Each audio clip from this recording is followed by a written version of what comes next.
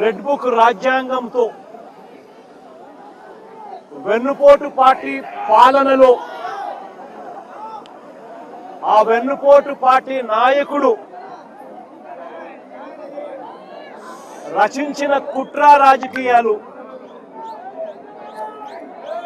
ఈరోజు మనం చూస్తా ఉన్నాం. విరూపాక్ష అరెస్టు, అన్యాయంగా ఆయనను జైలుకు పంపడం, ఈ రెండు కూడా రెడ్ బుక్ రాజ్యాంగం రాష్ట్రంలో ఎలా అమలు అవుతా ఉంది అని చెప్పి అర్థం పడతాయి. ఈ వెన్నుపోటు పార్టీ పాలనలో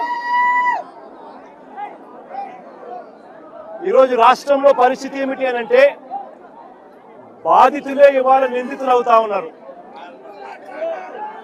రాష్ట్రంలో ఇవాళ పరిస్థితి ఏమిటి అని అంటే, దాడికి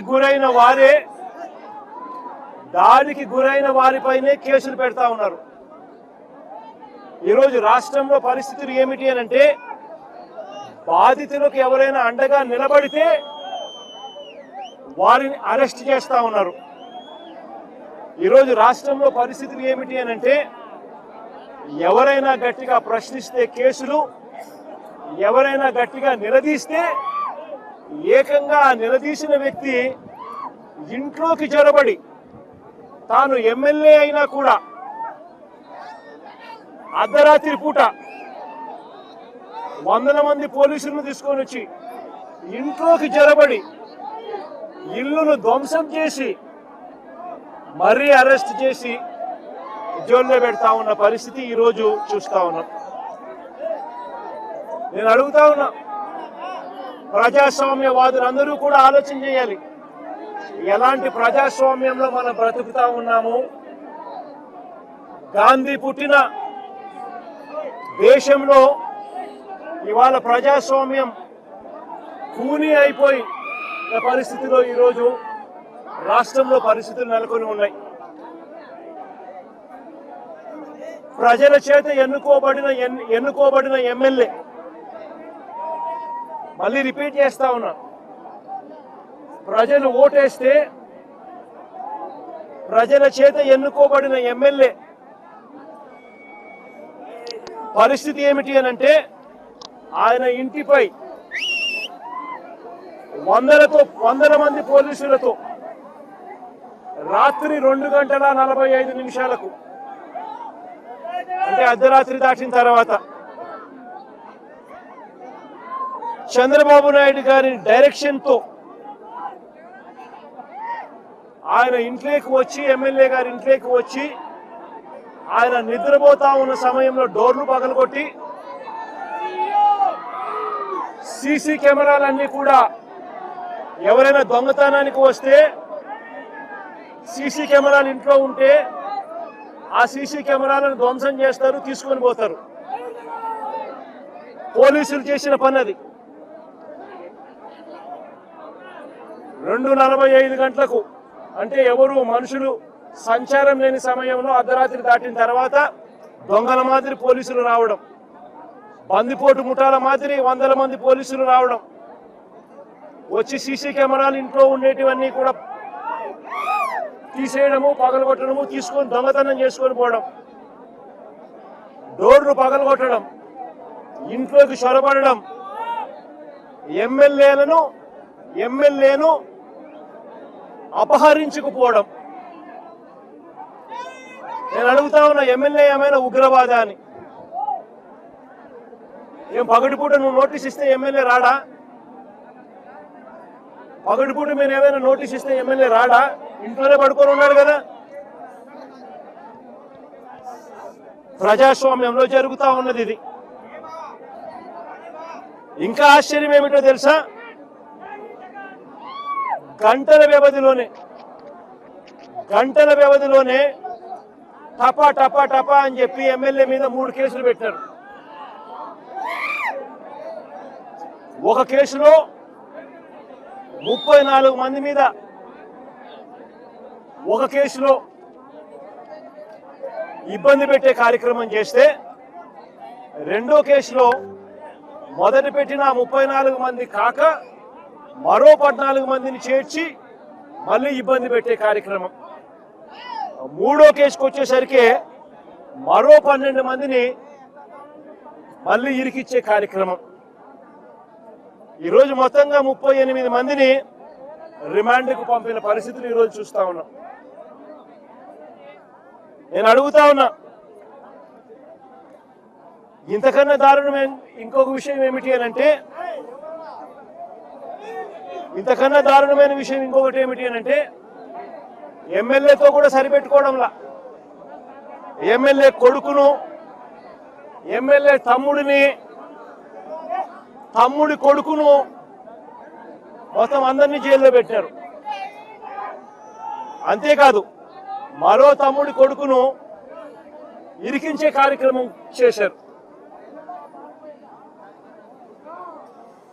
ఇలా మొత్తం కుటుంబాన్ని మొత్తం టార్గెట్ చేస్తా ఉన్న పరిస్థితులు కనిపిస్తా ఉన్నాయి. నేను ఒకసారి కొన్ని వివరాలను చెప్తాను, క్లుప్తంగా వివరాలన్నీ. 6 నేరాలు ఎలా చేశారో చెప్తాను. 6 ఇన్స్టెన్సెస్ ఇదే కేసులో నేను సైట్ చేస్తాను. న్యాయం ధర్మం బతుకున్నాయా లేదా అన్నది ప్రజాస్వామ్యంలో ఉన్న ప్రతి ఒక్కరూ కూడా ఆలోచన చేయమని కోరుతా ఉన్నా. ఆగస్టు 1వ తారీఖున చిప్పగిరి మండలం నుంచి సంగాల అనే ఊరు కేవలం 6 కిలోమీటర్ల దూరంలో ఉంది. సంగాల అనే ఊరు కేవలం 5-6 కిలోమీటర్ల దూరంలో ఉంది చిప్పగిరి నుంచి. ఆ సంగాల అనే ఊరి నుంచి గిరి అనే ఒక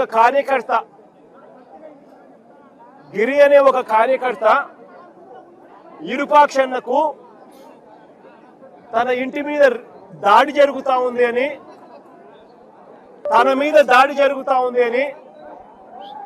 దాడి జరుగుతా ఉన్న తన ఇంటి ఫోటోను, ఇంటి వీడియోను సైతం ఎమ్మెల్యేకు తాను పంపించి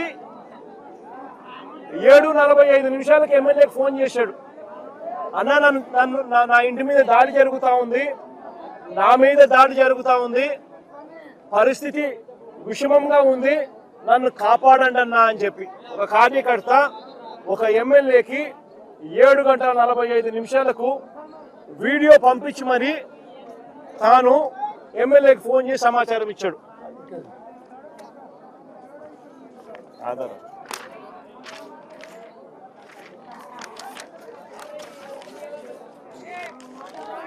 ఇది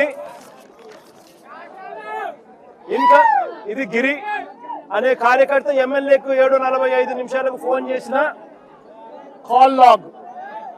కాల్ హిస్టరీ, ఎమ్మెల్యేకి ఫోన్ చేసిన కాల్ లాగ్.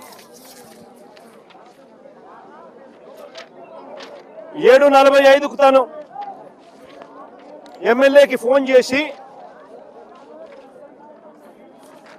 ఈ రకంగా మాట్లాడి ఫోటోను, ఇంటి మీద దాడి జరిగిన ఫోటోను, పోస్టర్ కూడా పంపించాడు.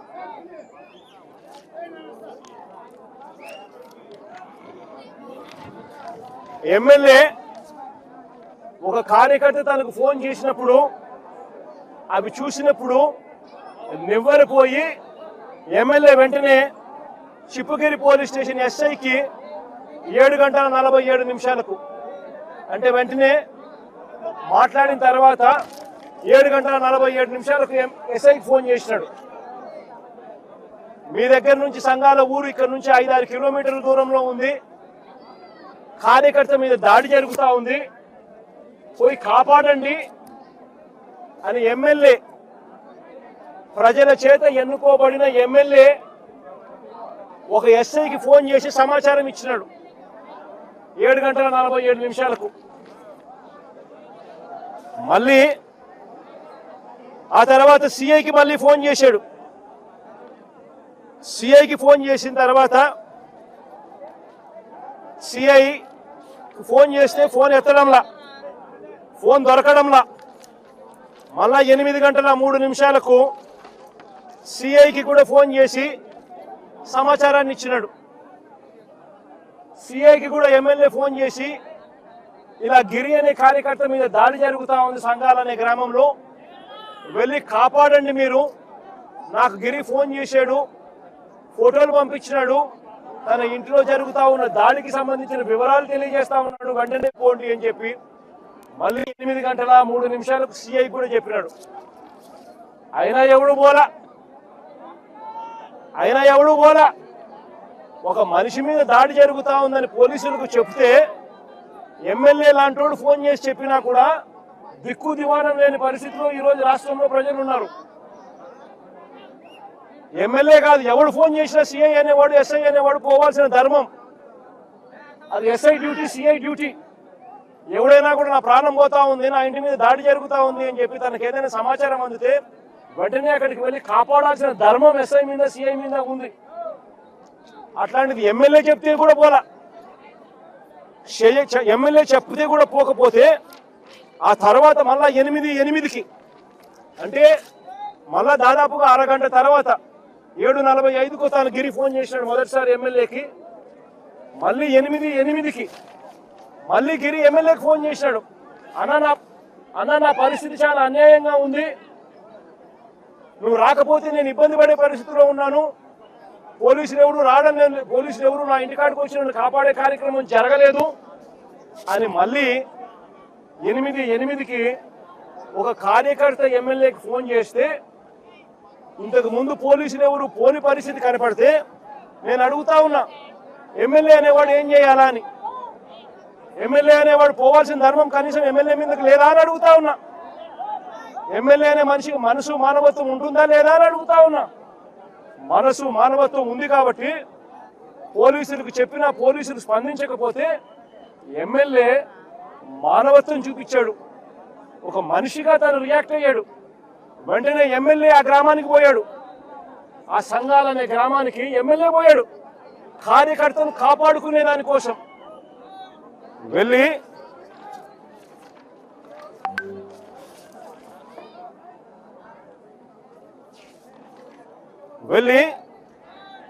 ఆ ఎమ్మెల్యే కార్యకర్తను కాపాడుకునే దానికోసం ఆ సంఘాల గ్రామానికి వెళ్ళడం అన్నది ఒక నేరమంట. అది మొదటి కేసు, ఎమ్మెల్యే మీద పెట్టిన కేసు. చూడండి ఒకసారి, ప్రజాస్వామ్యంలో అక్రమ కేసులు ఏ మాదిరిగా పెడతా ఉన్నారు అనంటే, ఈ చంద్రబాబు నాయుడు గారి వెన్నుపోటు పాలనలో, కుట్రల పాలనలో ఏ రకంగా ప్రజలు హింసించబడతా ఉన్నారు అనంటే అక్రమ కేసుకు నిదర్శనం ఇది. ఎమ్మెల్యే మీద పెట్టిన మొదటి కేసు ఇది. ఎమ్మెల్యే అక్కడికి వెళ్ళిన తర్వాత ఆ ఎమ్మెల్యే ఆ సంఘాల గ్రామంలో